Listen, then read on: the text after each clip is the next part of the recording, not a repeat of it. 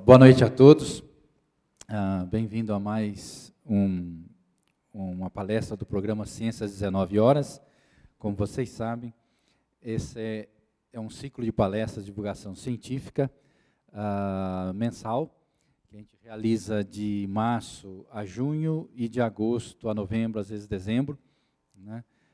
Geralmente na terceira terça-feira de cada mês, às 19 horas, aqui no auditório. As palestras são gravadas e disponibilizadas no nosso site, que é o www.ifisc.usp.br/ciência19H.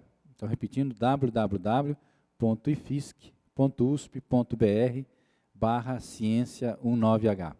Ali você encontra todas as palestras, né? Com os DVDs, você pode assistir online ou então baixar o DVD. Tem também os slides da apresentação, né, e qualquer outra informação relacionada ao tema da palestra ou sobre a palestra mesmo, estão lá. E você também encontra a programação das palestras ali. Ok? Bom, e hoje é um grande prazer termos aqui o professor Paulo Murilo Castro de Oliveira, da Universidade Federal Fluminense, em Niterói.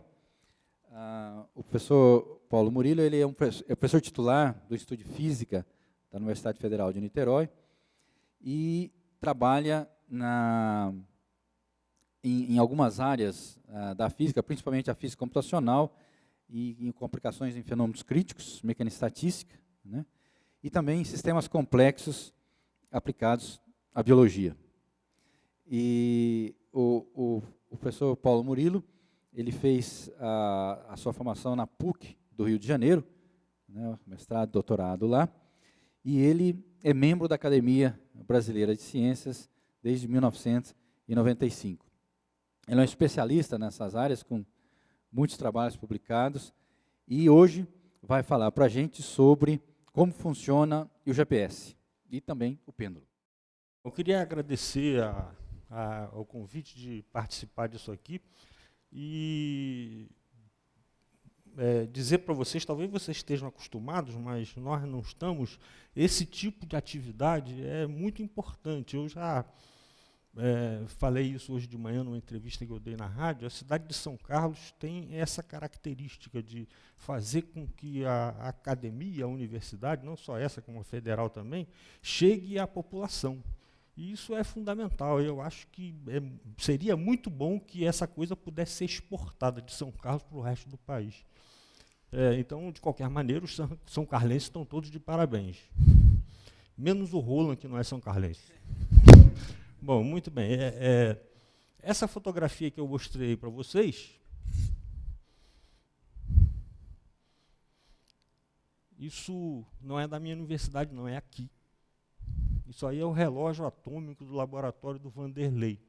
É só para vocês verem o tamanho da geringonça.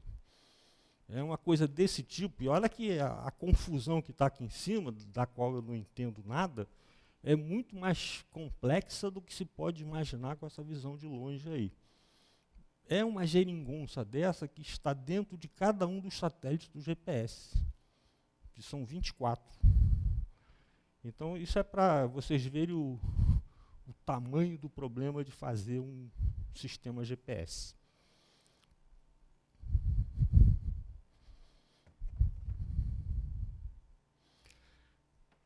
Bom, e eu vou falar sobre isso aí, não é? E como é que funciona o GPS. Então, vamos começar com o seguinte desenho. Eu vou fazer uma paródia, que é o seguinte.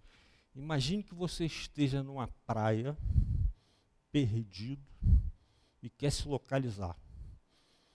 E você tem um mapa onde você quer dizer onde você está. Você está numa posição que você não sabe qual é. Mas você tem duas referências. Tem, por exemplo, dois salva-vidas que ficam aqui é o mar e aqui a areia.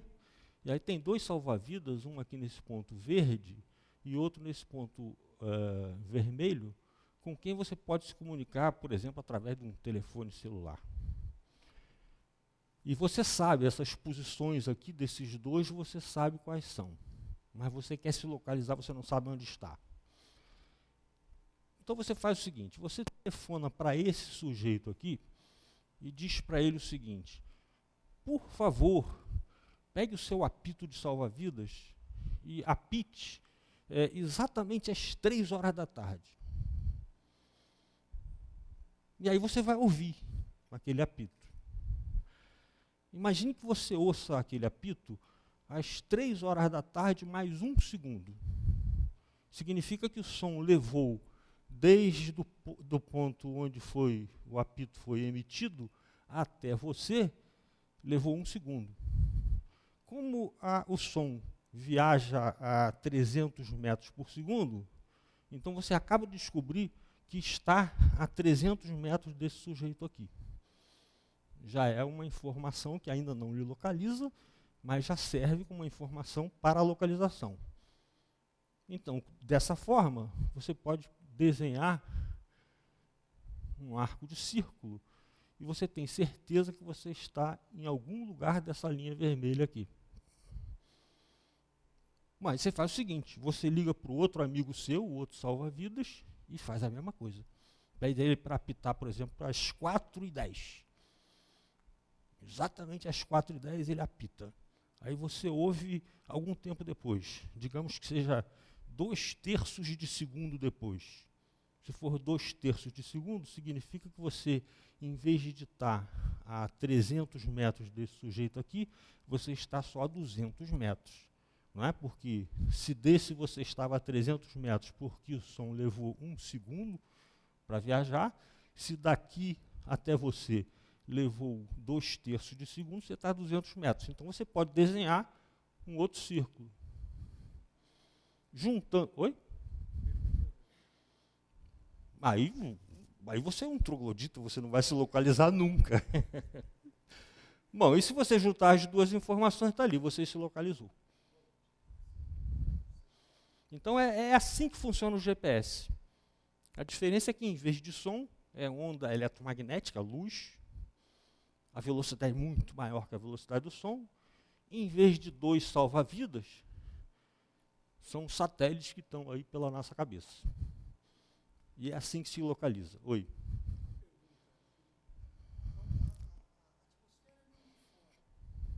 Sim. É uma...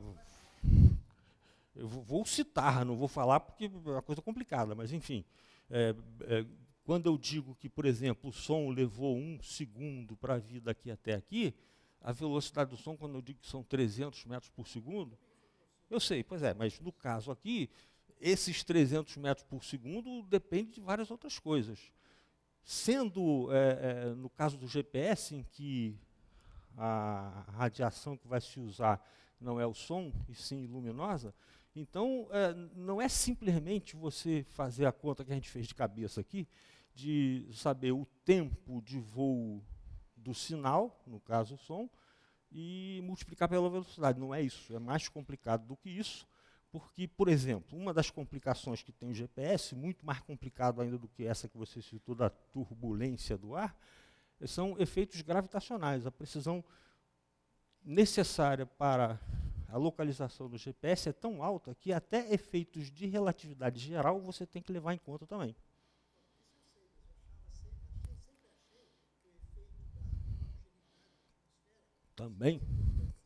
Também é. E isso é descontado através de eles fazem uma média e tal. Mas, enfim, existe toda uma tecnologia para você, dado o tempo que o sinal levou desde o satélite até o aparelho de GPS, calcular qual é a distância. E tem uma complicação enorme aí, a relatividade geral, a turbulência do ar, tudo isso tem que ser levado em conta. Bom, então, está aí o funcionamento do GPS, entendido de forma simples, só que existem 2 problemas. Primeiro é o seguinte, esse sujeito aqui, ele tem que ter apitado exatamente às 3 horas, com uma precisão muito menor que 1 segundo, e o relógio, a segunda informação é o seguinte, o relógio que esse sujeito tem aqui, tem que estar exatamente sincronizado com esse aqui. Se um tiver atrasado em relação ao outro com um atraso da ordem de 1 segundo, a conta vai estar toda errada. Então é necessário você ter uma precisão enorme na medida do tempo, e os relógios, os três, o desse e o desse, têm que estar sincronizados. E isso é um problema que tem que ser resolvido. Bom, então a gente chegou a um ponto fundamental, que na verdade é o objetivo dessa palestra aqui, que é a respeito das incertezas que as medições têm. Então, por exemplo, quando eu for medir o tempo do voo do sinal daqui para cá, tem uma certa incerteza. Essa incerteza tem que ser menor que um certo valor, se não for, o preço que eu pago é que eu vou localizar o cara errado. Muito bem. Então, não só o tempo, como qualquer grandeza física que você mede, a informação da medida que foi feita tem que vir acompanhada da incerteza naquela medida. E essa incerteza tem vários efeitos que contribuem sobre essa incerteza, mas o importante que eu quero falar aqui para vocês é que, quando você informa uma medida, você tem a obrigação de informar também qual é a incerteza daquela medida. Com qual incerteza, dentro de qual intervalo, você pode dizer que a sua medida está. Não é dizer vale tanto, mais ou menos uma incerteza. Pode estar errado um pouquinho para cima, pode estar errado um pouquinho para baixo. E esse intervalo onde o erro pode estar para cima ou para baixo é fundamental. Por exemplo, se for maior que 1 segundo, esse GPS que eu parodiei aí não vai funcionar. Muito bem, então é necessário que a gente tenha medidas com precisão dentro do que se necessita. Muito bem.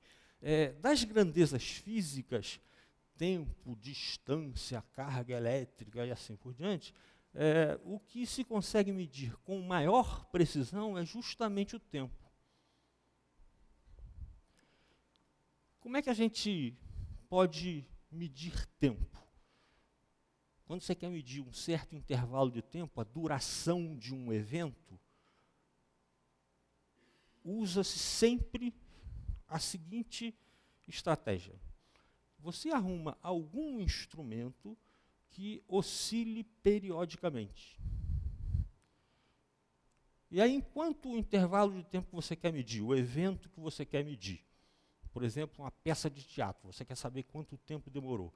Então, você pega o seu aparelho oscilador e fica contando quantas oscilações este aparelho realizou durante a peça de teatro que eu quero medir o tempo que ela durou.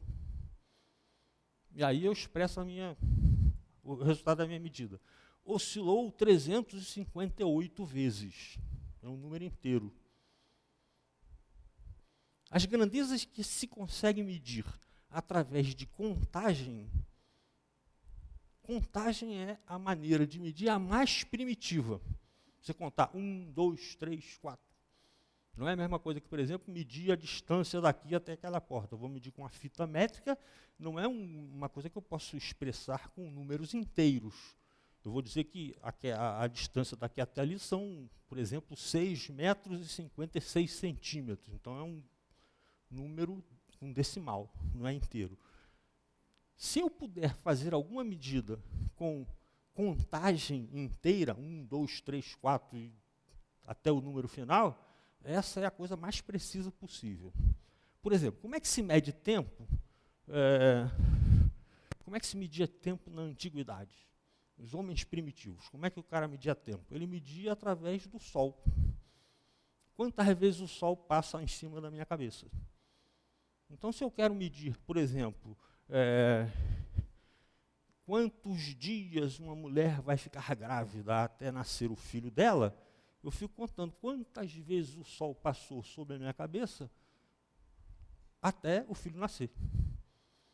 Então, eu conto o número de dias. Obviamente, se eu fizer isso, tem uma incerteza nessa medida. Eu contei um número inteiro. Então, por exemplo, se eu quiser medir alguma coisa, algum evento que começou num dia, às 6 horas da manhã, e terminou 350 dias depois, às 6 horas da tarde, então não são 350 dias, são 350 dias e meio. Mas eu afirmei que são 350, porque eu não tenho o relógio para saber se são 6 horas da tarde ou 6 horas da manhã. Então, esse 350 está sujeito a uma incerteza, que no caso é de no máximo um dia. Então, se eu contei alguma coisa que dura 350 dias, eu vou dizer são 350 dias, mais uma fração de dia para frente ou para trás, que é a minha incerteza. Portanto, se eu usar o período dia como calibre da medida de tempo, então a minha incerteza será de um dia.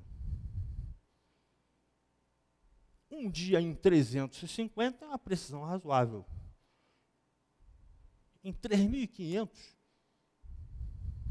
a incerteza é mais irrelevante do que em 350. A mesma incerteza de um dia, ela é mais importante se forem 350 dias do que se forem 3.500 dias.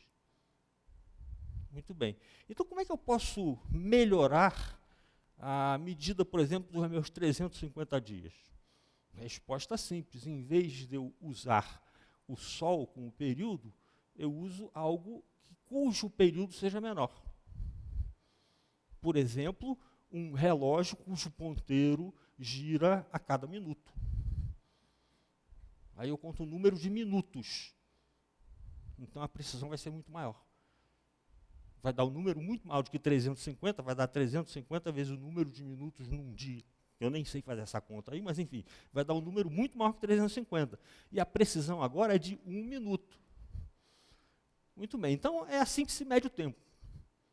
Tem até maneiras mais sofisticadas, mas no fundo é sempre assim. Você conta quantas vezes o seu relógio oscilatório oscilou durante o intervalo de tempo que você quer medir. Bom, para fazer isso, então, eu resolvi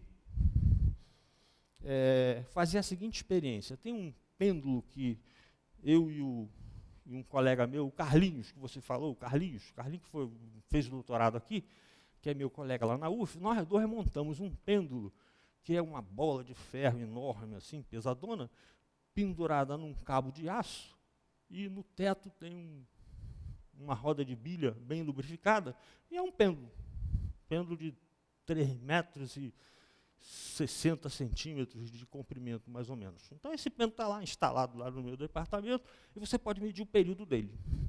Eu fiz isso 100 vezes.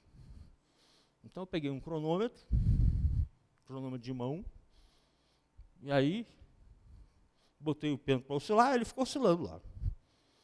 Eu não mexi mais nele, ele fica oscilando lá. E aí, cada vez que ele passa para o lado direito, eu aciono o cronômetro começa a contar.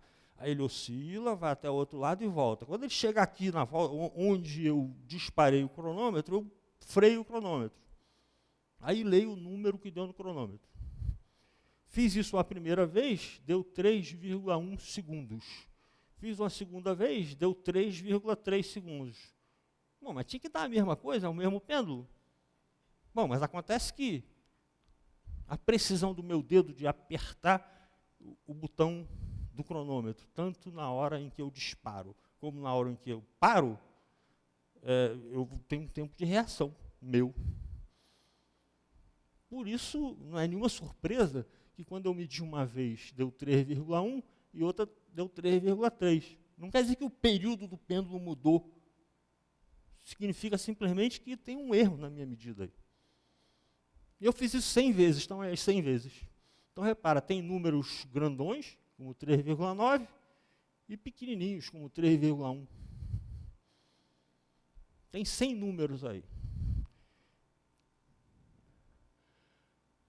Esse sujeito aí é o cara que botou o pêndulo para a gente. Então, eu agradeci a ele. Muito bem. Aqui, por exemplo, eu fiz o seguinte, eu peguei todos aqueles valores, das 100 vezes que eu medi, Quantas vezes eu medi 3,1? 2 vezes, eu marquei aqui 2. Quantas vezes eu medi 3,2? Deu 11 vezes, eu marquei aqui, e assim por diante. É difícil ler um gráfico, ver onde é que esse cara está aqui. Então eu fiz o seguinte, para facilitar, eu botei os números aí. Significa o seguinte, das 100 vezes, se você somar aqueles números todos, vai dar 100. Significa que das minhas 100 medidas, 24 delas, o cronômetro marcou 3,5. Em 16 delas, marcou 3,7, e assim por diante. Então, eu pretendo expressar essa medida, que, obviamente, eu não posso dizer que é 3,5. Se eu disser que é 3,5, eu estou mentindo. Que pode ser que seja um pouquinho abaixo de 3,5, um pouquinho acima, eu não sei. Certamente não é 2,5 que está aqui, nem 4,1 que está aqui. Mas é alguma coisa nesse miolo aqui que eu não sei qual é. Então significa que tem uma certa incerteza aqui. Seria exagerado eu dizer que a incerteza da minha medida é todo esse intervalo, desde 3,1 a 3,9. Com certeza esse 3,1 está errado. É um tempo curto demais. Quer dizer, na hora que, quando eu fiz essa medida que deu 3,1, eu acionei o cronômetro atrasado e parei o cronômetro adiantado. Aí deu um período menor do que deveria. O 3,9 é o contrário. Então, seria exagerado dizer que a minha incerteza vai desde daqui até aqui, mas alguma coisa aqui no meio seria mais razoável. Bom, vamos ver como é que a gente pode achar esse erro aí, então. Aqui eu botei a mesma tabela de novo e, bom, aqui eu fiz o que qualquer sujeito que tenha um mínimo bom senso daria a seguinte resposta, que eu posso até perguntar para vocês. Já que a medida não é nenhuma dessas 100 aqui, então qual é o número único que eu posso colocar no lugar dessas 100 para representar essas 100? Aí a resposta imediata, a média. Está aqui, eu já fiz a média, deu isso. Ó. A média desses 100 números aqui deu isso. Bom, mas se eu apresentar isso como medida, eu também estou mentindo. Porque se eu já errei aqui na casa dos decimais, esse 1 aqui está errado, pode ser 1, pode ser 3, pode ser 2, pode ser 4, como é que eu vou dizer que esse 5 aqui, como é que eu posso afirmar a alguém que esse 5 aqui está correto? Esse 5 que está aqui não significa nada. Nem esse 0 aqui. E esse 5 aqui, esse 5, o primeiro 5 depois da vírgula, também é duvidoso. Então, apresentar isso como resultado da medida é uma fraude. Eu não posso fazer isso. Qual é a outra opção? Seria, por exemplo, botar isso aí. Quer dizer, aproximar a média 3,505, esquecer os dois algarismos que eu tenho certeza que não significam nada e botar só esses dois aí. É o que a gente chama de algarismos significativos. O significativo de verdade é o 3, esse eu não tenho dúvida. Todas as medidas aqui dão 3 antes da vírgula. Mas o 5 não é tão significativo assim, ele é duvidoso. Mas a gente considera que tem algum significado nele. Muito bem. Uma outra maneira mais rigorosa de fazer isso é fazer o seguinte. Eu vou fazer uma proposta para vocês e vocês vão dizer se está certo ou não.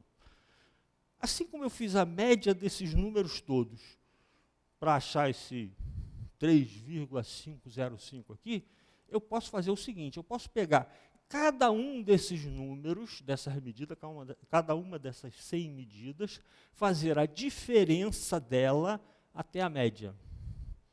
É o desvio.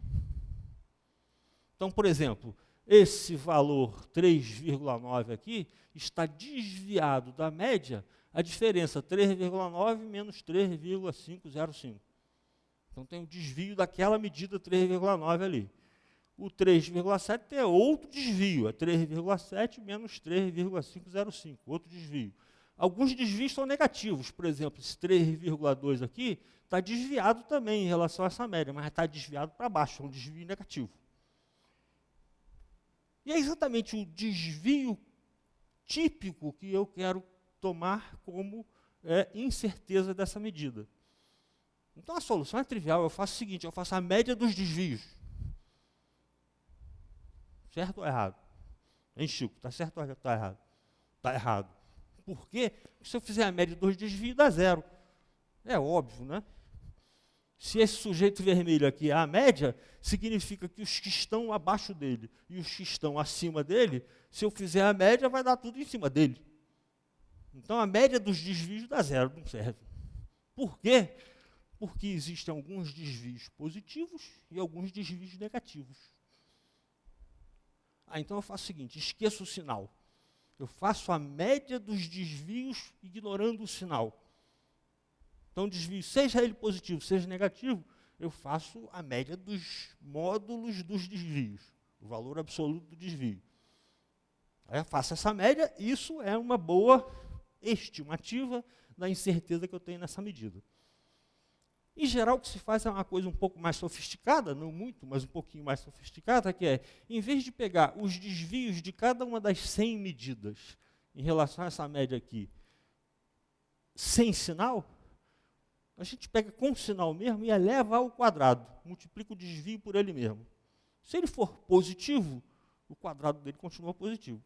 Se ele for negativo, o quadrado dele é positivo de novo. Então eu faço a média dos quadrados dos desvios. Aí eu vou achar um valor, essa média é o valor típico do quadrado do desvio típico. Aí eu faço a raiz quadrada. A raiz quadrada é o inverso do quadrado. Então é o que a gente chama de desvio médio quadrático. Muito bem. Então eu posso fazer isso.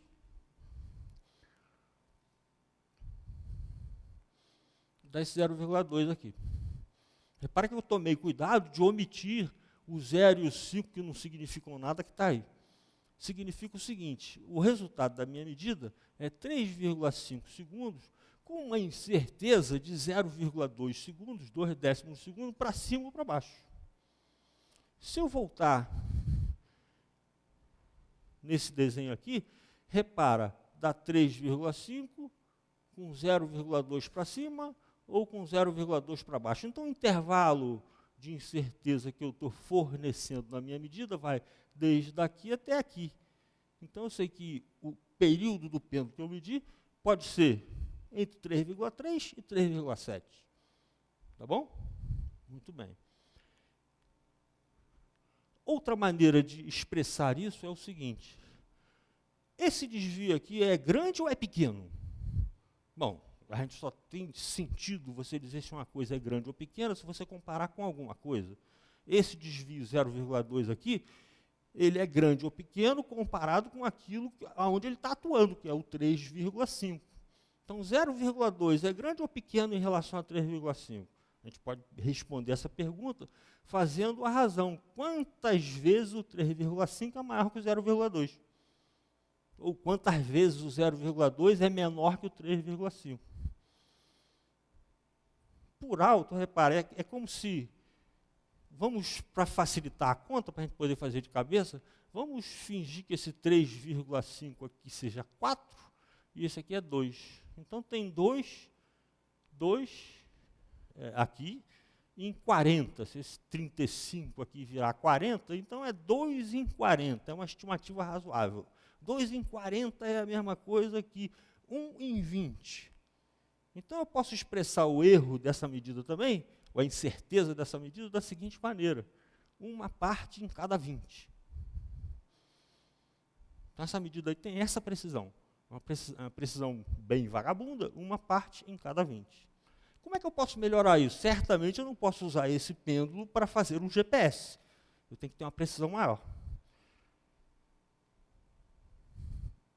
Eu faço o seguinte, ó.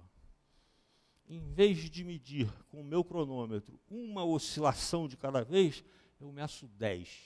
Então o pêndulo continua oscilando lá. Agora eu aciono o cronômetro quando ele está passando pela posição mais à direita, e espero ele fazer 10 oscilações, vai e volta, vai e volta, vai e volta, 10 vezes, e aí eu fecho o cronômetro. Aí eu estou medindo não um período, mas um intervalo de tempo de 10 períodos. Como eu sou preguiçoso, em vez de fazer 100 vezes, eu fiz só 50. Obviamente, esses números que estão aqui, ó, são da ordem de 10 vezes maiores do que os anteriores, porque eu estou medindo 10 períodos ao mesmo tempo. Eu posso fazer a mesma parafernália que eu falei antes. Tirar a média desses 50 valores, dá 3,67. Tirar a média dos, tanto faz, os desvios sem sinal, ou os quadrados dos desvios e depois a raiz quadrada da média, tanto faz, o erro é esse aqui. Repara agora, o erro é de 3 unidades num total de 367. Vamos simplificar, seria 3 unidades em 300. Certo? 3 unidades em 300 é a mesma coisa que 1 em 100. Então, o erro agora é 1 parte em 100, 10 ao quadrado, 100. Melhorou a precisão. Mas é o mesmo pêndulo. Então, agora tem o período com a precisão maior, simplesmente usando o truque de medir 10 oscilações em vez de 1. Posso melhorar mais? Posso. Eu posso medir 100 oscilações. Como eu sou preguiçoso, só fiz 10 vezes. Então, aqui, ó. Então, agora, o erro vai ser de uma unidade 5, aqui, 5 unidades num total de 3.678, ou 4.000, ou 5.000. É uma parte em 1.000. Então, a precisão está melhorando. E eu posso ir nessa sequência aí. Outra opção melhor que essa, porque olha aí, essa aí, se eu quisesse aumentar a precisão, eu teria que medir um tempo, esse tempo aqui é 360 segundos, quer dizer, 5 minutos. Então, cada uma dessas 10 medidas aqui, eu tive que ficar sentado, olhando, esperando o cara fazer 100 oscilações. Eu poderia fazer o seguinte, se em vez do pêndulo, eu usasse algum outro sujeito que também oscilasse periodicamente, mas muito mais rápido. É a mesma coisa. Em vez de aumentar o número de oscilações que eu tenho dentro de um certo intervalo de tempo, para aumentar a precisão, que foi o que eu fiz aí, eu posso fazer o contrário. Usar um relógio cujo período de oscilação seja menor.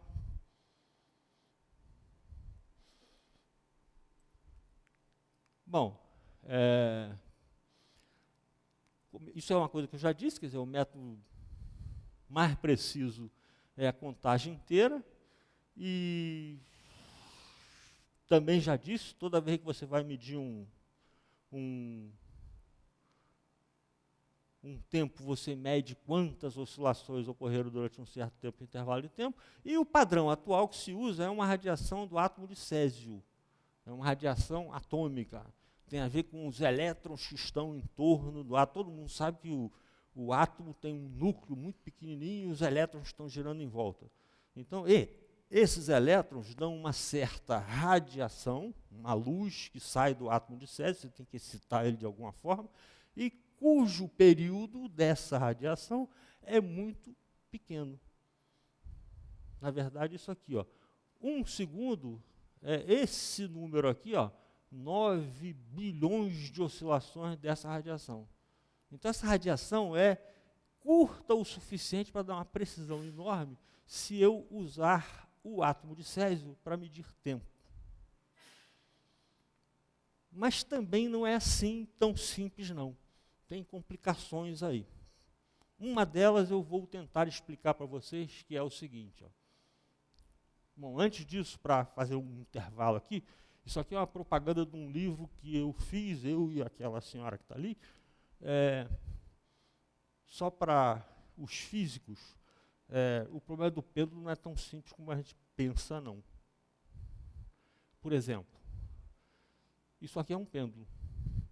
Período do pêndulo no eixo vertical em função da amplitude. Eu, até agora, não citei que o meu pêndulo tem uma certa amplitude. Quer dizer, o quanto ele oscila?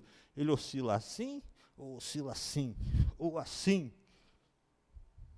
Vamos imaginar um pêndulo que, em vez de um cabo de aço, tem um arame rígido, de tal maneira que ele possa oscilar até assim, ó, pode chegar aqui em cima e voltar. Ele pode até fazer o seguinte, ele pode passar por cima e oscilar para o outro lado. Oscilar não, girar, ficar girando assim. Então, vamos imaginar o seguinte pêndulo. É uma bola pendurada num arame rígido e que tem um eixo em torno do qual ele pode girar. Se eu largar esse sistema, a bola vai ficar na vertical. Aí, com um martelo, eu dou uma pancada na bola de tal maneira que a bola sai com uma certa velocidade. Se essa pancada for pequenininha, aí o pêndulo vai fazer isso. Ele leva a pancada, anda para cá e fica oscilando. Uma pancada maior, ele oscila com uma amplitude maior. Se a pancada for grande demais, ele vai girar assim, ó, sempre para o mesmo lado. De qualquer maneira, é um movimento periódico. Quanto é que é o período disso? Será que depende da amplitude? Depende, está aqui, ó. Se eu for aumentando a amplitude, aqui é a amplitude medida em ângulo. Qual é o ângulo máximo que o pêndulo chega? Numa unidade marota aí, chamado radiano, que significa o seguinte, pi radiano significa 180 graus, significa que o pêndulo chegou daqui até aqui em cima. Tem um ponto crítico onde existe uma transição. Se a pancada que eu dei no martelo for pequena o suficiente, o pêndulo fica oscilando. Se for maior que um certo valor crítico da minha pancada, se a pancada for mais forte do que um certo valor crítico, aí o pêndulo vai fazer isso. Ó. Vai oscilar não, vai girar sempre no mesmo sentido. Nesse caso aqui, quando você vai chegando na posição π, que significa uma amplitude de pi radianos, ou 180 graus, significa o seguinte, o pêndulo saiu daqui, levou uma pancada, foi até aqui em cima, mas não passou, voltou. E aí vem aqui, foi até aqui em cima e também não passou, voltou. Esse período é muito maior do que o mesmo pêndulo se estiver oscilando assim.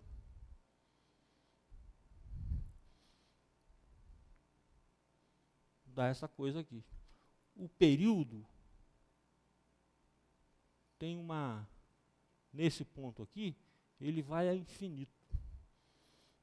Então tem uma coisa que eu escrevi aí no resumo, que em geral o ensino médio peca por não dar ênfase ao fato de que qualquer medida da qual a física é baseada tem que ter a sua incerteza. O ensino médio peca em outros aspectos. Por exemplo, é uma falácia dizer o seguinte, todas as funções que aparecem em física são bem comportadas.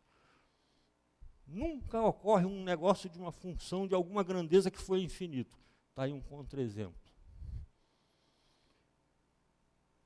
Eu também posso fazer o mesmo gráfico do período, não em função da amplitude, mas em função da velocidade inicial. Meu pêndulo está aqui, a velocidade inicial da pancada no martelo que eu dei nele. Eu dei uma pancada, saiu aqui com a velocidade inicial. Quanto maior a velocidade, mais o sujeito vai ter uma amplitude grande, ou se for grande demais, ele vai até fazer assim.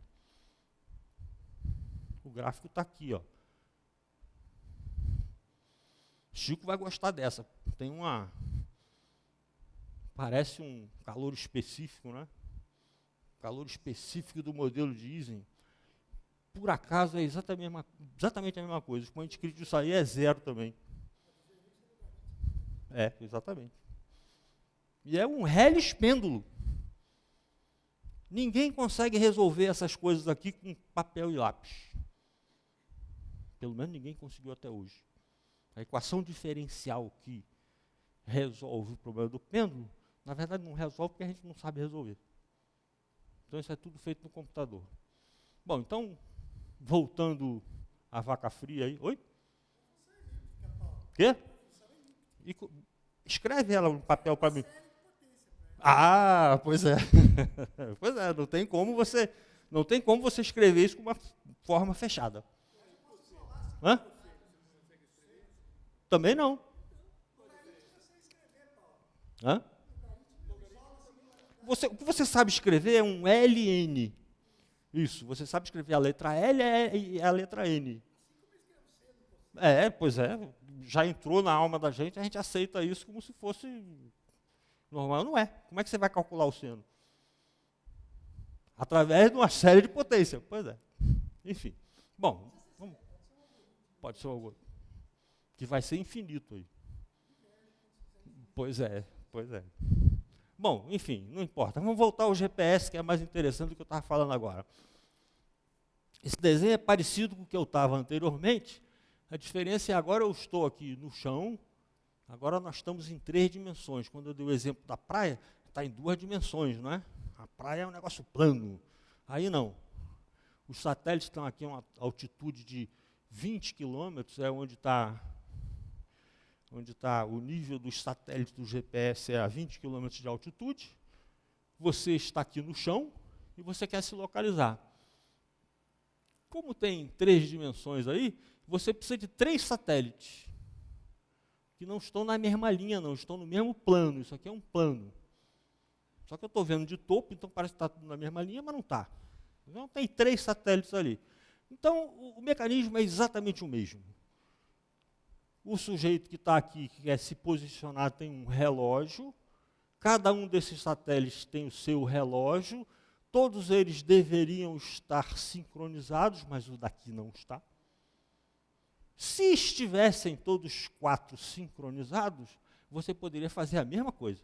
Você mede o tempo que o sinal leva para vir deste satélite até onde você está. E aí aplica aquela confusão toda que o Lidério falou, tem turbulência do ar e tal, para calcular a distância. Então você mede o tempo e com o tempo você passa a distância. Isso não é uma operação simples, mas é factível. A mesma coisa para o segundo satélite e para o terceiro satélite. Para cada um desses satélites, como agora nós estamos em 3 dimensões, em vez de eu desenhar um círculo com um centro aqui e passando aqui com a distância que eu medi, é uma esfera. Então tem uma esfera centrada nesse satélite, outra esfera centrada nesse satélite e uma terceira esfera centrada nesse satélite. Quando você pega, por exemplo, 2 esferas, imagina 2 bolas de futebol, não precisa ser do mesmo tamanho, uma maior que a outra, mas que você possa botar uma dentro da outra, sem se deformar. Qual vai ser a interseção das 2 superfícies das 2 bolas? Vai ser um círculo. Então, se você pegar a esfera cujo centro está aqui, junto com a esfera que o centro está aqui, são 2 esferas que se interceptam num círculo. Então, você sabe que você está naquele círculo. Aí você bota uma terceira esfera do terceiro satélite que corta esse círculo em 2 pontos. Um deles vai estar aqui em cima, então não é onde você está. E o outro é exatamente onde você está. Significa que você precisa de 3 satélites do GPS para definir a sua posição aqui. Se você tiver com o seu relógio perfeitamente sincronizado com os relógios dos 3 satélites. Esses 3 aqui não tem nenhum problema, porque tem uma parafernália de um relógio atômico dentro de cada satélite, então ele tem uma precisão enorme, está bem sincronizado. Mas o aparelho que está na mão do usuário aqui não tem relógio atômico, então é um problema que a gente vai resolver daqui a pouco. Muito bem. Vamos estimar qual é o tempo de voo do sinal. A luz viaja a 300.000 quilômetros por segundo. Uma distância que seja de 30 quilômetros, digamos que esse satélite daqui até aqui, a distância vai ser da ordem de 30 quilômetros. Então, o tempo de voo do sinal é dessa ordem aqui, 10 a menos 4 segundos, ou seja, 1/10 de milésimo do segundo. Então, eu preciso de pelo menos uma precisão bem menor do que isso aqui. Bom, mas o relógio de Césio tem, cada segundo tem 9 bilhões de oscilações. Trilhões, é tão grande que a gente nem sabe dizer, mas trilhões, 9 trilhões de oscilações em cada segundo. Então, a oscilação do césio, da radiação do césio, é suficiente para ter uma precisão bem menor que essa. Eu preciso de uma precisão maior ainda pelo seguinte, imagine que eu queira me localizar aqui num raio de 3 metros, quer dizer, eu aceite a seguinte incerteza na medida da minha posição. Pode ser que eu esteja 3 metros para lá, 3 metros para cá, mas eu estou dentro de um círculo de 3 metros. Se eu preciso 3 metros, quanto tempo a luz leva para andar 3 metros? Se é 300 mil quilômetros por segundo, vai dar muito menor que isso, vai dar 10 a menos 8. Então, essa é a precisão que eu preciso para ter uma localização com precisão de 3 metros. 10 a menos 8 segundos. E isso aí só se consegue com o relógio atômico. Então, vamos ver os problemas que o relógio atômico apresenta. Eu vou apresentar pelo menos um deles. Tem vários outros, mas esse é o mais fundamental de todos, que é o tal do efeito Doppler. Então, como é que é o efeito Doppler? Então, tem aqui o átomo de césio, que é o sujeito que está mandando radiação, nesse sentido, por exemplo, e aqui o receptor. Então, é esse sujeito aqui, é que vai contar, durante um certo intervalo de tempo, durante uma duração, ele vai contar quantas oscilações o átomo de césio realizou para medir o tempo que ele está interessado. Muito bem. Imagine agora que esse átomo de césio esteja andando para lá. Então, vamos, para simplificar, vamos fazer o seguinte. Isso aqui, em vez de ser um átomo de césio, esse cara aqui é um dos salva-vidas da praia e que vai apitar. Em vez dele apitar uma vez, ele apita a cada 10 segundos, por exemplo. Então, ele apita agora, 10 segundos depois ele dá outro apito, 10 segundos depois ele dá um terceiro apito e assim por diante. Tá? Se esse cara estiver parado, o sinal vai levar um certo tempo para chegar aqui. Então, se ele, por exemplo, se ele apitou às 3 horas da tarde, e o sinal leva 1 segundo para vir daqui a aqui, então vai chegar aqui às 3 horas e 1 segundo. Se ele estiver parado, o segundo sinal, segundo apito, ele vai fazer 10 segundos depois. Vai chegar aqui com um atraso de 10 segundos, 11 segundos. Então, o primeiro sinal chegou com um atraso de 1 segundo, é o tempo de voo daqui até aqui, o segundo sinal também. Mas e se esse sujeito estiver andando? Quando ele apitar pela segunda vez, ele não estará mais aí, ele estará aqui. Aí o tempo de voo é menor. O tempo do segundo apito é menor, ele está andando. Então, o primeiro apito ele deu nessa posição, o segundo apito ele deu nessa posição, o som vai andar menos, e, portanto, vai chegar lá mais rápido. Aqui, o terceiro apito, aqui o quarto apito e assim por diante. Então, se ele apitou a cada 10 segundos,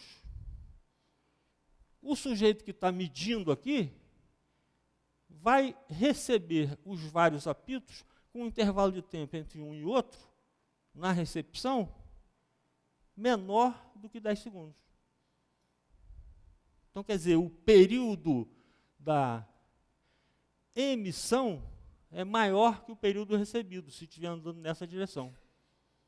Se estiver andando na direção oposta, é o contrário, o período emitido vai ficar menor que o período recebido, quando se afasta. Então, esse é o popular efeito Doppler. Quando você usa o relógio atômico, uma amostra de átomos de césio, na verdade, os átomos de césio não estão parados, e nem é um só. Tem uma porção de átomos de césio na sua amostra.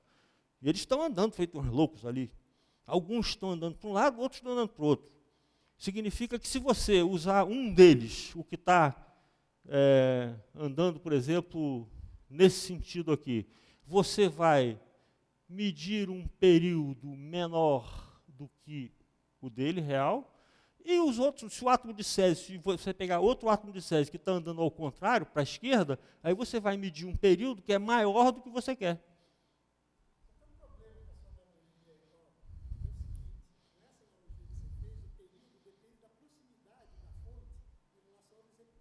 Não, não, não, porque olha aqui, ó, vou fazer de novo então, olha aqui, ó.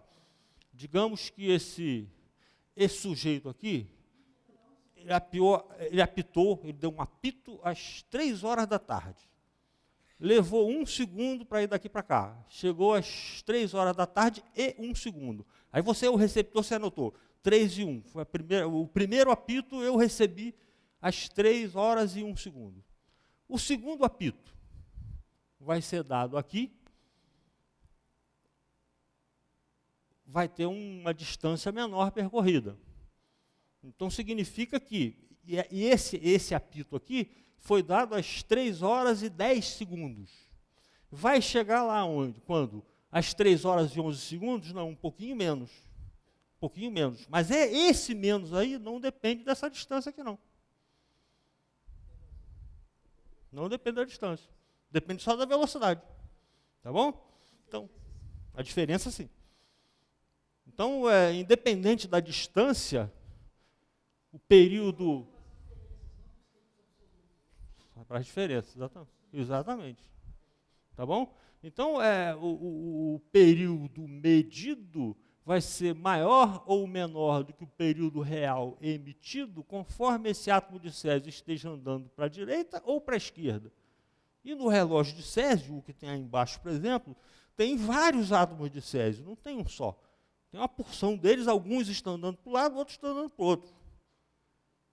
Então, significa que se você usar todos os átomos de césio para medir o tempo, você está usando períodos recebidos e não emitidos, e eles têm uma dispersão. Alguns são maiores, outros são menores. Então, você tem uma incerteza.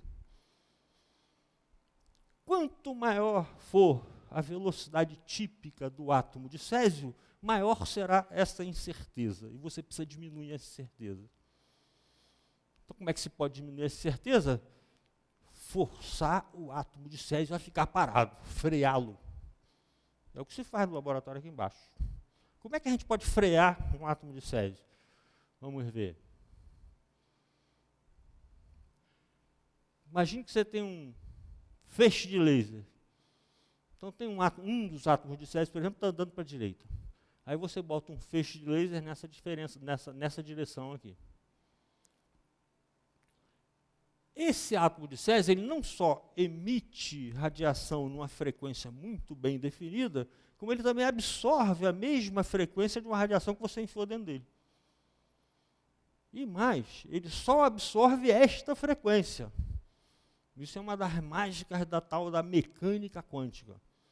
Quer dizer, se você pega um átomo de césio e faz uma radiação de laser incidir nele, o átomo é seletivo, ele só absorve essa radiação que saiu daquela fonte laser ali, se aquela fonte tiver a frequência ou o período que ele, átomo, gosta. Se estiver fora, ele não absorve. Então, significa o seguinte, que você pega esse laser aqui e coloca a radiação que está saindo dele com um período ligeiramente menor do que aquele que o átomo gosta. O que vai acontecer? Voltando aqui para trás, ó, nessa situação, com a velocidade para a direita, o período recebido é menor que o período emitido. Então, é exatamente a situação que está acontecendo aí. O período, agora, você está incidindo no átomo de césio uma radiação com certo período que é menor do que aquele que ele gosta, mas, da mesma forma como esse sujeito aqui, agora o receptor é ele que está recebendo, ele está andando para lá. Então, ele vai sentir o período que vai chegar aqui ligeiramente maior do que saiu aqui. Você botou desse laser aqui um período ligeiramente menor do que ele gosta, quando chegar aqui, o período aumentou e está exatamente do que ele gosta. Então, esse átomo aqui, se você calibrar corretamente o período desse laser aqui, esse átomo vai absorver esta luz que saiu do laser ali. Então ele vai levar uma pancada da direita para a esquerda. Como ele está andando para a direita, ele tende a frear. Bom, tem os outros átomos de césio que estão andando para o outro lado. Você faz o seguinte, você bota um outro laser aqui. Mas isso tem 3 dimensões. Tem átomos de césio que estão andando para cima. Você bota um outro laser aqui em cima, apontando para baixo. Tem os que estão andando para baixo. Você bota um outro laser aqui. Então, se você botar um laser aqui, outro outro lá embaixo, outro na frente, outro atrás, tudo incidindo na amostra de césio, você vai fazer esses átomos de césio pararem. Na verdade, usa-se um laser só, divide-se o feixe em 6 pedaços, por isso que tem aquela parafernália. Uma das razões que tem aquela parafernália que eu mostrei na fotografia é o fato de você necessitar dividir o feixe do laser em 6 feixes. Um vai por aqui, outro vem por aqui, outro vem por aqui, outro vem por aqui, outro vem por aqui, outro vem por aqui. E aí você freia o átomo. Ou os átomos, todos eles. Que o pessoal costuma preferir, em vez de frear o átomo, dizem, esfriou-se a amostra.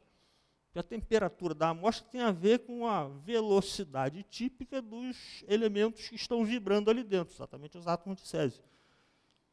Não adianta você botar numa geladeira porque não é frio o suficiente. Então você tem que usar os lasers, os 6 lasers.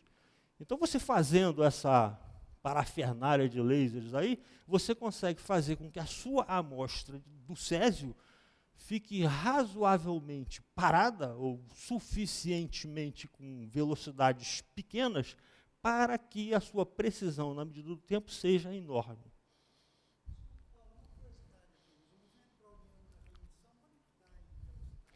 Não tenho a menor ideia, mas enfim, não sei. É claro, tem um limite aí, você não consegue frear esses átomos completamente. Exatamente. Isso aí, tem esse problema aí. Não tenho ideia. Bom,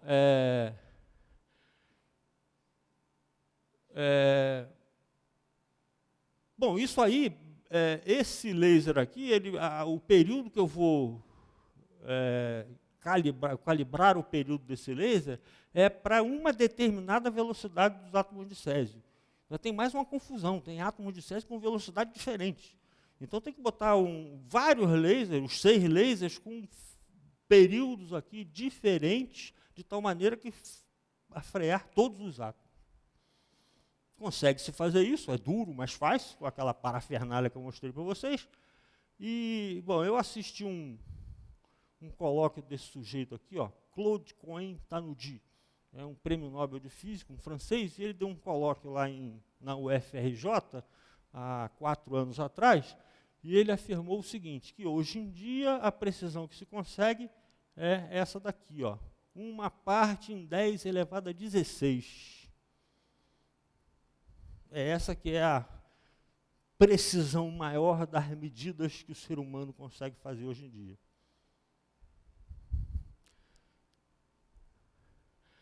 Muito bem, vamos voltar ao GPS. Só fazer um comentário. O GPS de que eu estou falando aqui é o GPS americano. Vocês sabem que isso aí custa caro, né? O cara botar um relógio atômico num satélite, num foguete que leva o satélite ali em cima, calibrar o relógio atômico e manter lá em cima 24 satélites é um negócio que gasta-se muito dinheiro. Bom, acontece que esse não é o único GPS que existe, não. É o que a gente usa aí, que é o americano. Mas tem um outro europeu, tem um outro russo e tem um chinês também. Por que cargas d'água os chineses querem fazer o seu GPS, os europeus também e os russos também? Porque eles estão na mão dos americanos. Quer dizer, se o americano resolver desligar o GPS, todos os aeroportos da China vão fechar. Então tem que ter o deles. Razões militares também, claro. Razões militares. Então, quer dizer, você vê que a sociologia da coisa é importante também. Quer dizer, você quadruplica o gasto simplesmente porque um país não confia no outro. Você sabe que até um tempo atrás, a precisão do americano era muito boa. Aí eles fizeram Isso, exatamente. Essa. Era melhor. Desistiram, é verdade. Isso é importante, porque os americanos, eles, até hoje, eles mantêm a precisão maior que o GPS deles permite, eles não disponibilizam. Esse que a gente tem no GPS da gente, a precisão é muito menor do que a possível. A possível eles só fornecem para eles mesmos, para o Pentágono. Com objetivos óbvios. Bom, então, o satélite americano, por exemplo, tem 24 satélites rodando nas nossas cabeças, de tal maneira que pelo menos 3 deles estejam acima das nossas cabeças, porque tem um que está lá embaixo da Terra, lá no Japão, a gente não vai conseguir ver. Então tem 24, uma esfera enorme aí de 24 satélites, tem pelo menos 3 que estão no nosso campo de visão. 3 não basta. E eu vou explicar por quê. Para vocês verem como é que essa coisa é sofisticada, o Lidério já falou sobre isso, o cálculo da distância pelo tempo não é simplesmente você saber a velocidade, multiplicar pelo tempo que você mediu e dar a distância. Não é isso porque, por exemplo, tem efeitos até de relatividade geral, aqui, ó, que por exemplo, existe uma experiência que foi feita aqui no Brasil em 1920 ou 21, por aí, foi feita em Sobral, no Ceará. Que era o seguinte, o Einstein já tinha, na época, elaborado a sua teoria da relatividade geral, que é a teoria da gravitação. E ele previa o seguinte: a luz é atraída por uma massa muito grande. Significa o seguinte: se eu fizer esse raio de luz aqui, ele não é exatamente reto, porque tem a Terra embaixo, está atraindo, então está fazendo como se fosse uma bolinha caindo. Só que o efeito é muito pequeno, você quase não sente. Mas nesse nível da necessidade de precisão que o GPS tem, até isso influencia. Nessa experiência de Sobral, o que se fez foi o seguinte, por que foi feito em Sobral? Porque houve um eclipse do Sol, na época, de tal maneira que sabia-se exatamente onde tinha uma tal estrela que ia ficar atrás do Sol no dia daquele eclipse. O dia do eclipse é importante porque o Sol estava tapado, então você não via a luz do Sol, você conseguia ver a estrela, a tal estrela. Muito bem, segundo a previsão do Einstein, a luz que sai da estrela, ao passar pelo Sol, ela se desvia. O que acontece quando você tem um desvio de luz? Por exemplo, quando a luz bate no espelho e volta. Você que está com o seu olho aqui, a luz saiu daqui, bateu no espelho e voltou. Você pensa que ela veio lá de trás. É a imagem. Quando você está no espelho escovando os dentes, você está vendo lá atrás não tem nada, tem uma parede. No entanto, você vê a sua imagem. O que é aquilo? É a luz que saiu do seu rosto, foi até espelho, e quando voltou, você pensa que veio lá de trás. Não precisa ser um espelho, a luz não precisa bater no espelho e voltar. Pode ser através de uma lente, por exemplo. Então, quando a luz passa numa lente, ela desvia. Lente foi feita para desviar a luz. Então, se a luz fizer uma trajetória assim, quem está olhando daqui pensa que ela veio daqui, mas na verdade ela veio daqui. Então foi isso que se fez lá em Sobral, sabia-se que a estrela estava lá, olhou-se para ela e ela não estava lá, estava aqui. A imagem dela. Então isso foi o que comprovou, a primeira comprovação experimental da teoria da relatividade geral do Einstein, e isso, apesar do efeito ser muito pequeno, é preciso de uma massa do Sol para ser visível, para ser sensível esse efeito, então você tem que usar até relatividade geral, que é um negócio complicado, para fazer o GPS. Então significa que a cultura científica é fundamental na tecnologia. Então, outra falácia que se diz também, não só no ensino médio, mas no ensino, por exemplo, das nossas engenharias.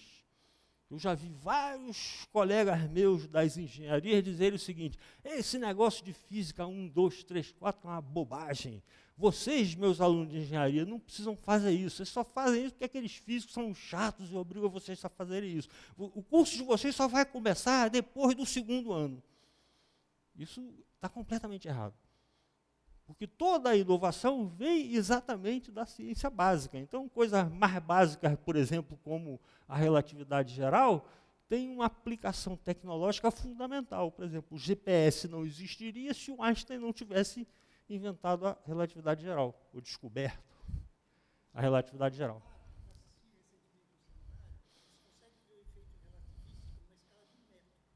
Pois é. Pois é. Bom, então, quer dizer, a cultura científica tem um papel fundamental na tecnologia.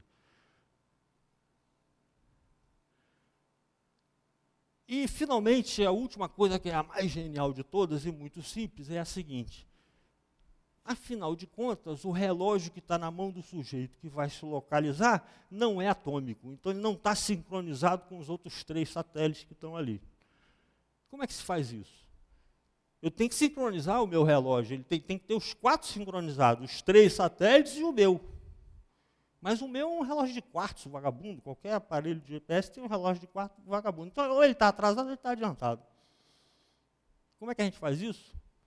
Em vez de determinar a posição através de 3 satélites, determina-se com 4 satélites. Então, vou explicar para vocês e espero que vocês entendam bem. Se eu tenho 4 satélites, o satélite A, B, C, D, são 4 satélites. Eu só preciso 3 para definir a posição. Então, eu posso usar o A, o B e o C e esquecer o dado do D. Aí eu marco no meu mapa lá, estou aqui, marco um ponto. Aquele ponto está certo? Não, ele está errado porque o meu relógio do GPS não está sincronizado. Os outros 3 estão, o meu não. Então, o meu está atrasado, por exemplo. Então, todos os tempos que eu medi tem um erro aí, devido ao atraso do meu relógio. Então, aquela posição que eu marquei, usando os satélites A, B e C, eu sei que ela está errada, mas eu marco assim mesmo, no meu mapa. Depois eu faço o seguinte: em vez de pegar o satélite A, o B e o C, eu pego o A, o B e o D. Esqueço o C. E marco a minha posição. Deveria ser a mesma. Não será. Culpa de quem? Culpa exclusiva do relógio vagabundo do meu aparelho GPS, não dos satélites. Esses estão sincronizados. Então, esses 2 pontos são diferentes, deveria ser o mesmo. O fato deles estarem em posições diferentes é culpa do relógio de quartzo vagabundo que tem no meu aparelho GPS. Eu posso fazer uma terceira medida. Em vez de usar o A, C e D, eu uso o A, em vez de o A, B e D, eu uso o A, o C e o D. Tem um terceiro ponto. Marco um terceiro ponto no meu mapa. E também posso usar o B, o C e o D. Tem 4 pontos. Então, eu fiz uma medida da minha posição, 4 medidas da minha posição, e deram 4 pontos diferentes. Tudo porque o meu relógio, ou ele está atrasado, ou ele está adiantado, e eu não sei de quanto. Mas eu posso regular ele. Se eu adiantar ele nas tentativas, se eu adiantar ele ou atrasar ele, o que vai acontecer com esses 4 pontos? Eles vão se mexendo. Na hora que esses 4 pontos coincidirem na mesma posição, aí o meu relógio está sincronizado.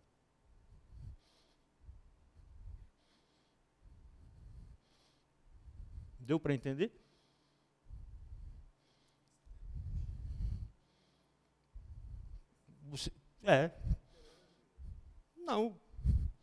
Não precisa. Você só olha os pontos, os 4 pontos. Quando convergirem,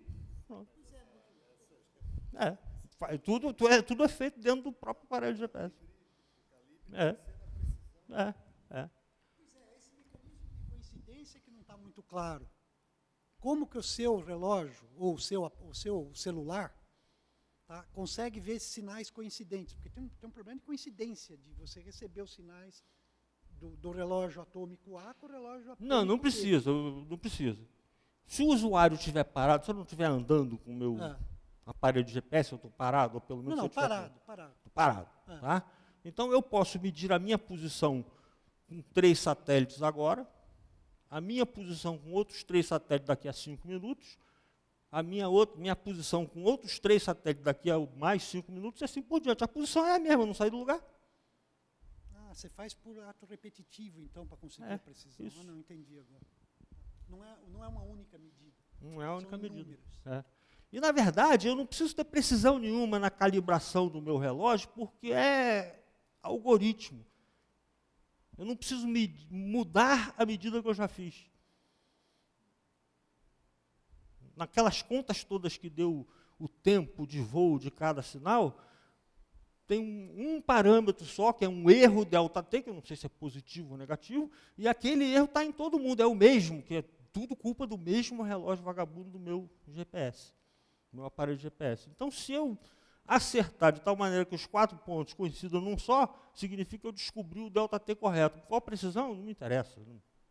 Já achei que os 4 pontos se juntaram, então é aquela posição. Bom, pessoal, muito obrigado. Eu não tenho mais nada a falar, não sei as perguntas que eu vou fazer aí.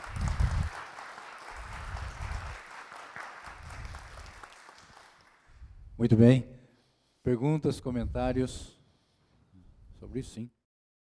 Professor, Quem é que está falando? eu tenho uma pergunta. Ah, é você. É o seguinte, quando o senhor falou no pêndulo, tem aquela figura que o senhor fez, né? Eu suponho que seja para escolher qual é a amplitude do pêndulo que eu tenho que usar para ficar as oscilações com o mesmo período. Suponho que seja para isso, né? É mais simples que isso. Isso. Está aqui, ó. Isso. Repara o seguinte, se eu usar pêndulos, imagine que eu esteja interessado numa precisão que seja da ordem de 1/10 de segundo. Então, eu vou usar esse pedacinho lá, só. Eu vou usar só esse pedacinho aqui. Isso, é isso aí. Tá bom. Agora, isso foi uma simulação que o senhor fez, Sim, né? claro. O senhor integrou uma equação diferencial, né? Isso. Que é a segunda lei de Newton. Isso. Muito bem. Para eu saber se a segunda lei de Newton é correta, eu tenho que saber medir o tempo e o espaço. Sim. Agora, para saber como é que eu meço o tempo, eu estou usando o pêndulo, porque eu acho que ele obedece a segunda lei de Newton. E aí, como é que eu fico? Pois é, não tem jeito. Eu tenho uma máxima que me foi dita uma vez por um sujeito chamado Pierre-Henri Lucie. É um cara que já morreu em 1985, esse cara é o meu ídolo. Foi o professor de física que me ensinou toda a física, pouca física que eu sei hoje, eu aprendi com esse cara. Aí esse cara, ele me disse o seguinte: o tempo é um mistério, ninguém entende. O que a gente faz é se acostumar com ele. Então é o tal negócio, será que o pêndulo é periódico mesmo? A sua pergunta é essa. Não sei, a gente acredita que seja. Apenas isso. Não, mas essa não é a resposta correta. Então dê a resposta correta, por favor. Então, primeiro, esse problema não é só do tempo. Qualquer medida de física tem esse problema. É verdade. Tudo bem. Então, o que eu falo para os meus alunos? Que você monta uma teoria, faz muitas medidas, supondo aquele arcabouço todo. E se tudo for coerente, você, eventualmente, não vai chegar a um problema. Então, é uma espécie de consistência interna de muitas coisas. Isso aí. Certeza absoluta você não vai ter. Nunca vai ter. No dia que você chegar a uma contradição, você volta para trás. Exatamente, isso aí. O tempo é aquilo que se mede com o relógio e acabou. Mas enfim. Mas essa pergunta filosófica do Roland tem a ver, é real. Quer dizer, Qualquer coisa que aparentemente se oscile periodicamente. por que cargas d'água você acha que o período do pêndulo é o mesmo tempo? Cada oscilação dura o mesmo tempo. Eu costumava dizer que o que é medido é ditado pela teoria. A teoria diz aquilo que pode ser medido. Sim, tudo bem. Aqui. Oi. Boa noite. Boa Eu noite. tenho duas duvidazinhas. Você comentou no começo sobre a diferença da precisão militar com a nossa. Como que eles fazem isso? É o algoritmo que eles usam? Do GPS americano? Isso, é. Ah, não, é porque o satélite manda uma informação periodicamente dizendo o seguinte: o que o satélite informa para o sujeito? Eu, satélite A, estou agora na posição tal e mandei um sinal a tal hora. Diz qual foi a hora que o sinal saiu de lá. É a precisão dessa hora, que ele tem mais e manda menos do que pode. Entendi. Tá, obrigado. A outra pergunta é o seguinte.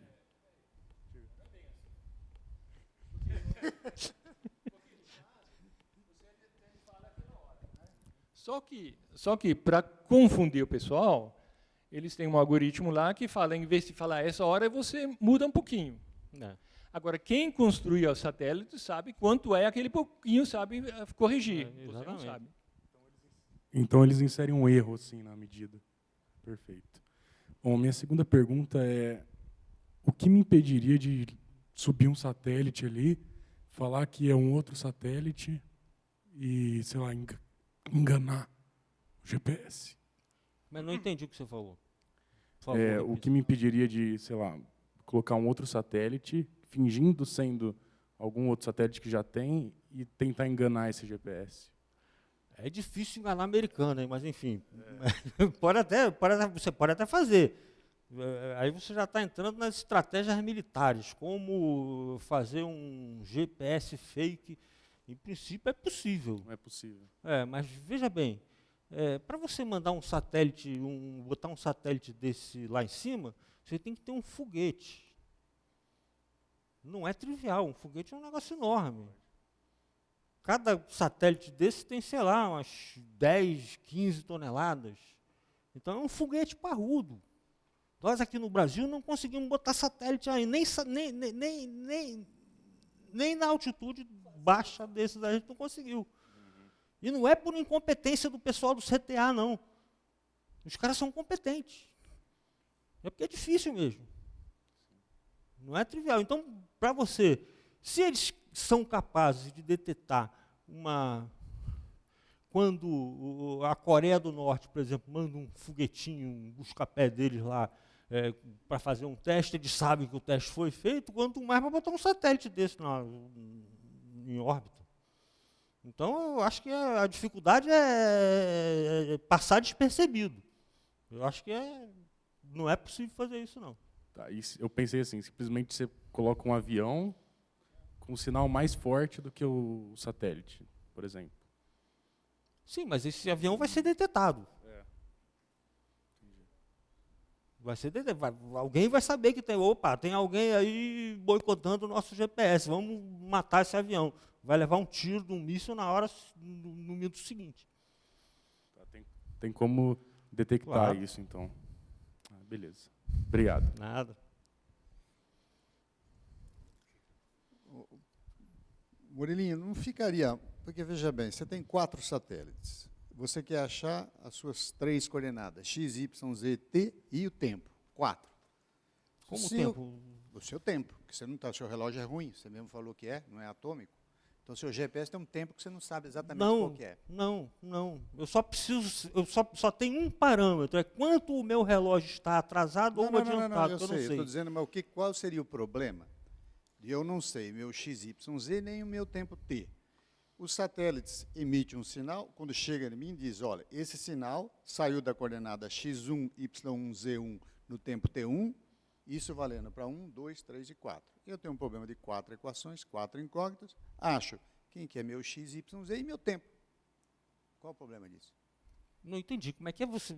Eu tenho 4 informações... Peraí, precisas- isso é a posição do satélite. Isso, x1, y1, z1... O satélite você sabe onde está, você E tem que os saber T's onde dele? você está. Isso. Então, eu tenho 4 coisas que eu não sei. Eu tenho 4 equações que eu formo. Aí eu resolvo. Não, a sua posição você não sabe nada. Da sua posição, você não sabe nada dela. Ué, eu não sei meu X, Y, Z e T. Do 4. satélite. Do satélite. Minha. Eu sei as deles, porque chega no meu GPS. A informação no sinal, a hora que chega, falou, saiu esse sinal na coordenada X1, Y, Do Z1, satélite. no tempo T1 do satélite. satélite, sim. Isso. E eu não sei quem que é X, Y, Z minha. Com cada uma dessas, eu monto uma equação. Então, eu tenho 4 equações com 4 incógnitas. Resolvo esse Não, problema. mas não é X, é R1, R2 e R3. Não é X. Não, é X.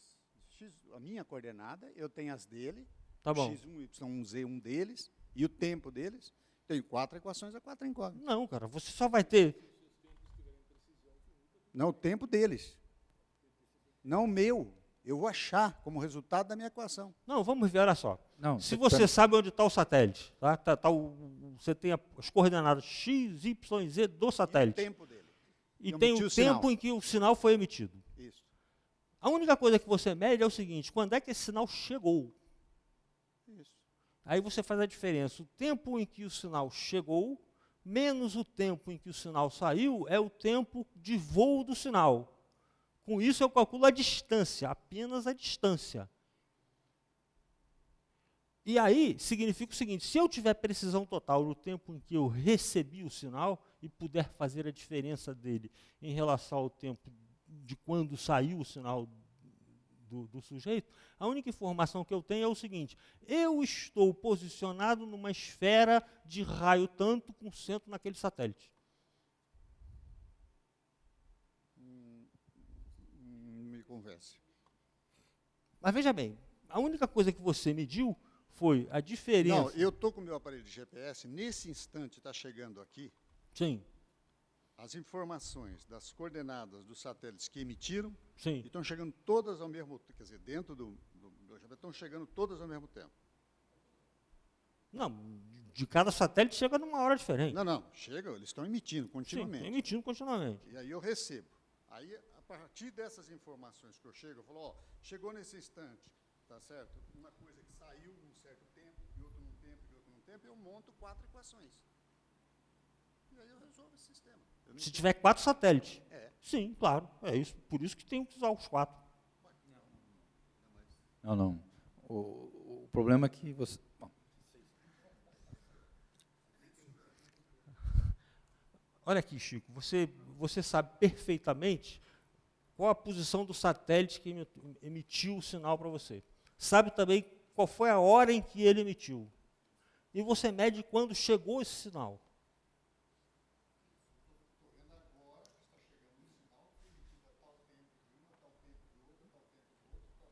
Tá bom. Aí você só precisa de 3 satélites. Não, só precisa de 3. Pois é. Você vai precisar do quarto para calibrar o seu relógio. O seu relógio, o tempo que você usou do seu relógio, tem um erro nele. Tem um erro nele que é um delta T que você não sabe qual é.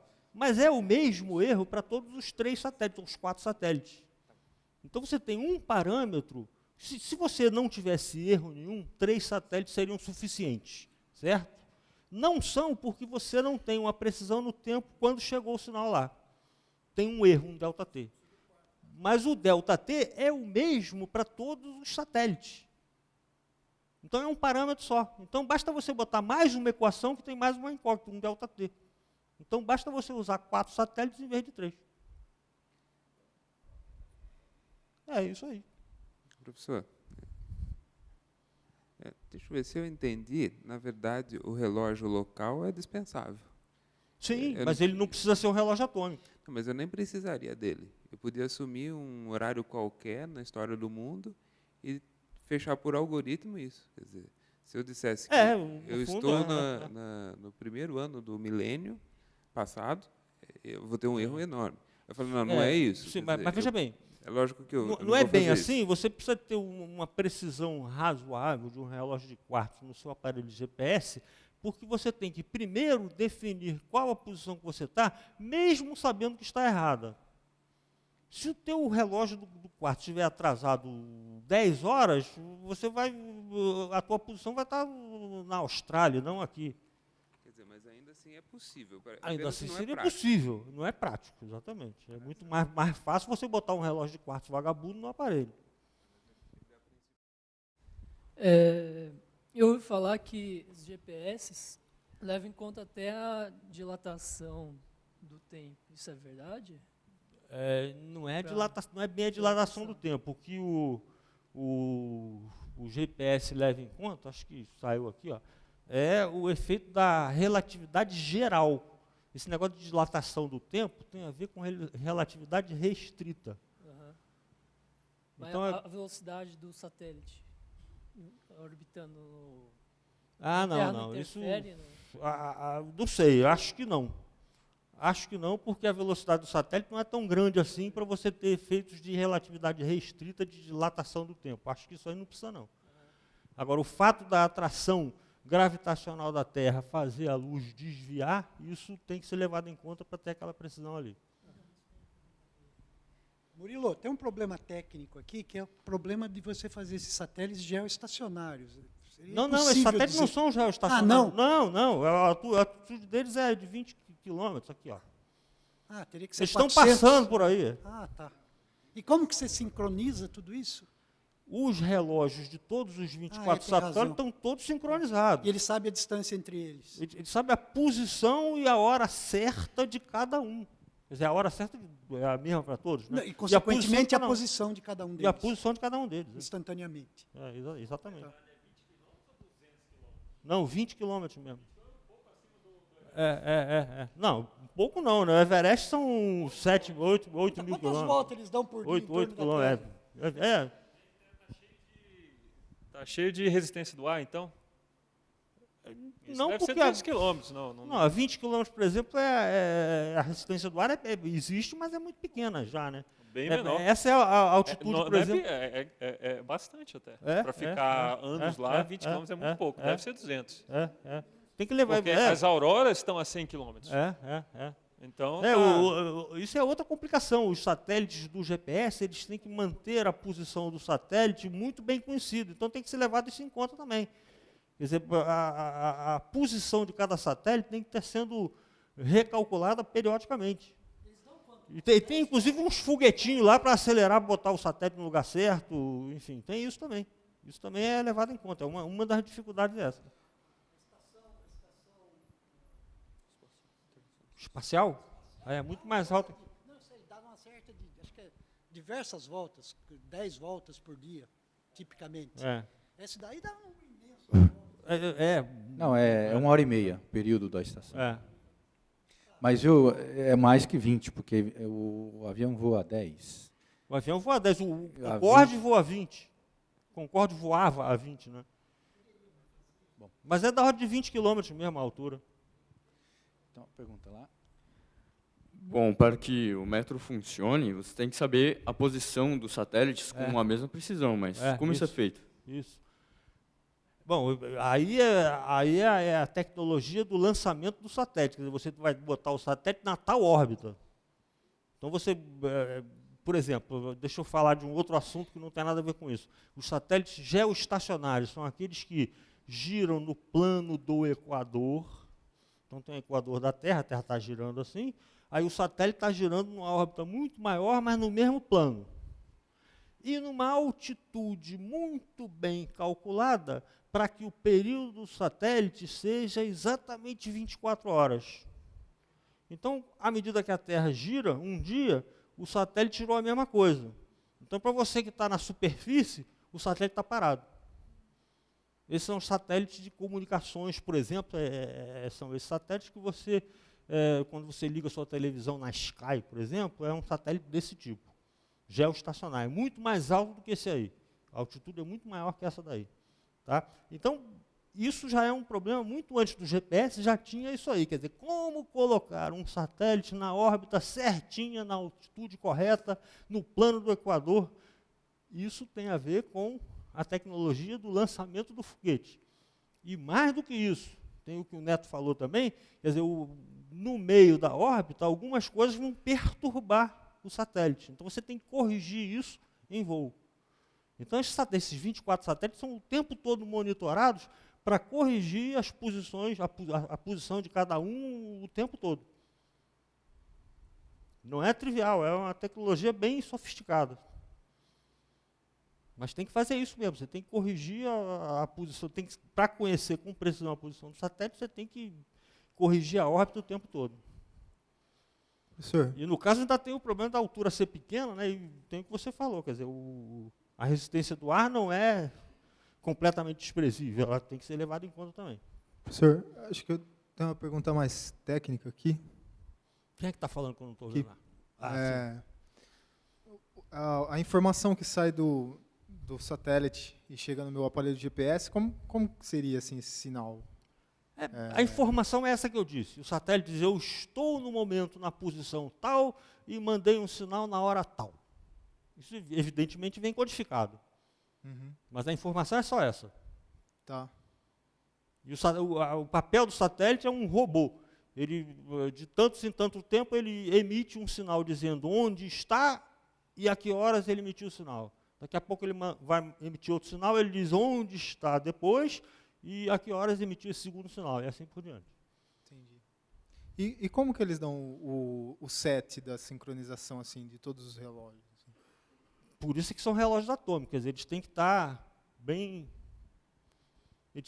sincronizados, exatamente por isso é que são relógios atômicos. Então você tem que sincronizá-los e acertá-los também, não só a posição da órbita tem que ser acertada com uma certa frequência, como o próprio relógio atômico ele tem que ser acertado de vez em quando também, porque ele também vai atrasar. Se você deixar ele lá 100 anos, ele vai estar atrasado, ou adiantado, não sei, mas então você tem que corrigi-lo também. Então os satélites são o tempo todo monitorados da Terra, para não só acertar os relógios atômicos de tempo em tempo, como para acertar a órbita, que também é muito mais difícil, né? Então tem uns foguetinhos lá no satélite para botar ele na órbita certa quando sair. E eu nem sei, mas de vez em quando eu acho que eles devem ter que mandar alguma coisa lá para cima para fazer manutenção. Por exemplo, tem o foguetinho que faz o satélite acertar a sua posição novamente, esse foguetinho tem um combustível nele, esse combustível acaba. Tem que botar novo lá. Como é que eles fazem isso? Eu não tenho a menor ideia, isso é segredo militar deles, mas enfim, tem que fazer isso. Não sei. Mas provavelmente eles substituem satélite de vez em quando, sim. Só que a gente fica sem saber, né? Mas provavelmente eles têm que substituir o satélite de vez em quando.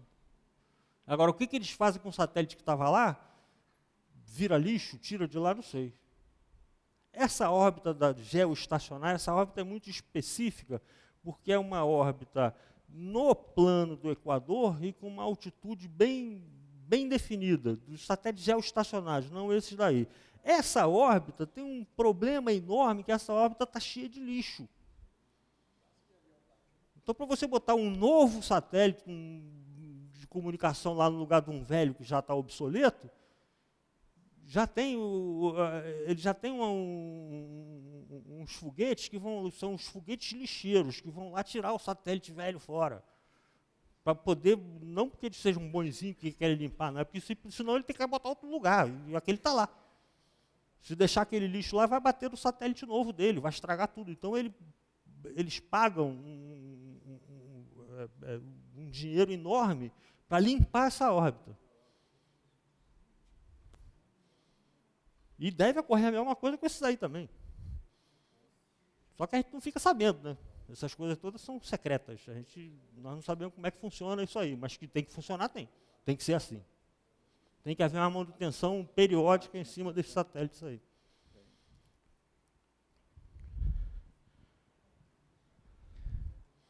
Mais alguma pergunta?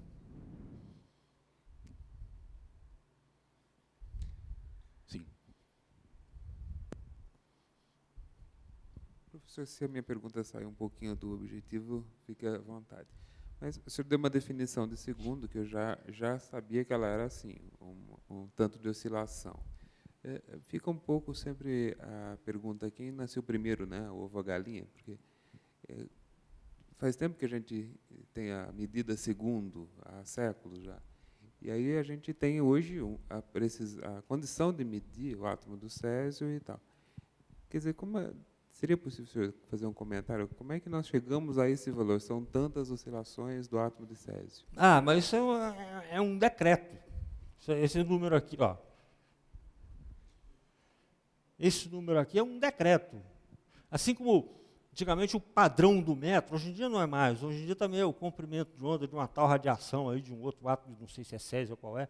Mas antigamente era um pedaço, um tarugo de metal de platina que mora em praia, está lá até hoje, no museu em Paris. Então alguém decidiu, o metro é isso. Antes havia o metro. Havia o metro antes, que é o seguinte, se você for ver o comprimento do Equador, periferia da Terra, são 40 mil metros, 40 mil quilômetros. Então, o metro era tirado daí. Então, tinha uma definição. Antes do tal tarugo de metal de platina lá em Paris, há 500 anos atrás, o metro era a fração do diâmetro do Equador, do diâmetro não, do comprimento do Equador. Então, a tal fração do Equador, era o decreto. Esse decreto mudou, porque não era bom. Você tem uma precisão que não é grandes coisas no tamanho do Equador. Inclusive, nem circular é. Então, mudou-se. Um negócio melhor, mais sofisticado. A tecnologia evoluiu. Passou a ser um tarugo de platina, que apareceu lá em Paris em 1700 e não sei quando. Durou até o século passado. Também já se tornou peça de museu. Então, hoje em dia, o padrão de medida de distância continua chamando de metro, por tradição, mas ele corresponde a não sei quantas vezes o comprimento de onda da radiação do átomo tal quando está parado. Qual tecnologia que você está falando? Do GPS. Já está extraterrestre? Como assim? Não, só se consegue fazer isso na Terra, né? Sei, mas há possibilidade de... Isso é um problema sério. Por exemplo, quando você, num futuro remoto, vamos especular aqui, quando no futuro remoto você for fazer viagens no sistema solar, vai visitar Júpiter, sei lá, o ser humano vai chegar lá, como é que vai se posicionar o veículo que vai até lá? Como é que a gente vai definir em que posição está? Certamente não é mais com esses satélites aí. Quando você está chegando em Marte, por exemplo, se você estiver perto de Marte, olhar para a Terra é uma bolinha desse tamanho. Então, esses satélites de GPS estão aqui, não serve para definir essa posição. Você tem que fazer outra tecnologia, que eu não sei qual vai ser. Mas certamente terá que haver. Quer dizer, se o ser humano não se extinguir até a época, no futuro, em que a gente consiga fazer viagens interplanetárias, certamente algum sistema de posicionamento mais sofisticado do que isso aí vai ter que ser inventado. Ou então voltar ao que se fazia no tempo das caravelas, que o posicionamento era dado através das estrelas. Tinha uns caras lá que estavam em cada uma daquelas caravelas, tinha uns caras que conheciam o céu muito bem, e diziam, as estrelas estão assim, significa que nós estamos em tal posição. Vai ter que ser algo por aí que vai ser usado para as viagens interplanetárias. Mas isso é mera especulação, né? Eu, particularmente, tenho lá minhas dúvidas se nós não teremos nos extinguido quando chegar isso aí. Deixa eu fazer uma provocação para você que não tem nada a ver, já que eu falei de extinção. Existe um raciocínio muito cruel que é devido a Enrico Fermi. Ele diz o seguinte: o ser humano conseguiu dominar a radiação eletromagnética a partir do século XIX. As equações de Maxwell são de 1800 e tanto. Só a partir daí é que o ser humano conseguiu dominar a radiação eletromagnética. A A radiação eletromagnética é a única forma que nós conhecemos, pelo menos, de se comunicar com elementos fora da Terra. Som, por exemplo, não serve, porque só se propaga se tiver ar. No vácuo, só a luz. Então tem que ter radiação eletromagnética.